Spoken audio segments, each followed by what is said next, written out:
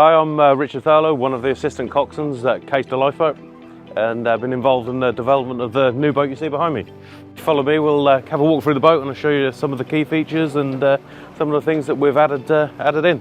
We'll start the tour on the upper steering position. This is the second steering point on the boat. As you see, it's outside. Gives an excellent all-round view for the coxswain. It'll be mainly used for manoeuvring the vessel, coming alongside a casualty vessel, and predominantly when you're doing the beach work, coming into the trailer, you've got excellent vision of the aft deck. So it's a really good place for the coxswain, a feature we don't have on the current boat, so it's a welcome addition. So we're looking forward to putting this into use. It has its own independent nav station as well, so you can plot and see where you're going, and good stuff, which is networked with the rest of the boat, and controls and lighting functions. So here we find ourselves on the aft deck of the vessel. Really important part of the boat, good space, plenty of grab rails. It's predominantly where the crew will be working with the casualty vessel. The integrated tow reel situated in this locker here, and again another viewing point up here. You'll see the searchlight up top, so when you're doing searches, obviously during the night, it's another area for the crew to operate from. So one of the prominent features you'll see on the boat is the tube. Obviously it's for protection for us, the boat, and your casualty vessel. If you're coming alongside a small yacht, even a big steel ship, it gives a really good protection for both parties. You'll also notice there's no handrail, so to counter that we have the parking rail that goes around the boat, crew clip on here with a handrail as well, and you'll notice it's recessed as well so we don't impact too much on the walkway. So now we find ourselves on the foredeck of the boat. You'll see the tying up post there. Obviously if the boat ever needs to get towed, hopefully it doesn't, but it's a good use of that, and you'll see the tying up cleats as well. Also features up here, you have a plug which the searchlight sits on this mount here. It's also doubles up as the fire hose, so you put a fire monitor on there which is stored in the forward cabin here, and then you have firefighting capabilities on the vessel as well. This is just a locker, just the ropes, bridles, bits and pieces in there, so storage locker in there, and obviously you'll see the anchor forward as well. So in here we have the access to the engine room. Behind this door we have two 730 horsepower Scanias. They're D13s, very good engine. They're coupled to Hamilton jets, so Hamilton HJ 364s. With their jet anchor system, which when we go in the Wheelhouse we'll talk a little bit more about and some of the features that has. So staying on the foredeck here, it gives us a really good perspective of the mast and some of the equipment we have up there. You'll see before we get there the RLXB luminel lights, really good lights, give really good coverage and light spread for the crew if they're in nighttime operations. Going further aft, you'll see the FLIR infrared camera, very good system, stabilised. Gives crew control from a joystick inside the Wheelhouse, which again we'll talk about when we go into the boat.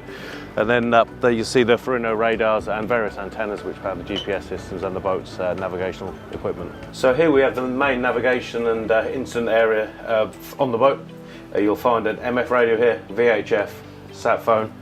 You'll find keypad, AIS, and you'll have your FLIR camera controls here on this joystick, which we spoke about on the foredeck on the mast. Controls that big white dome that we saw up there. You'll see on here is a Catalan 27-inch touchscreen monitor, which allows us to pull up nav data, cameras, radar, and the boat's internal CCTV as well. In the Wheelhouse, you'll find 6 independent crew seats supplied by Shocks. Very good shock mitigating seats, protect the crew in rough sea conditions.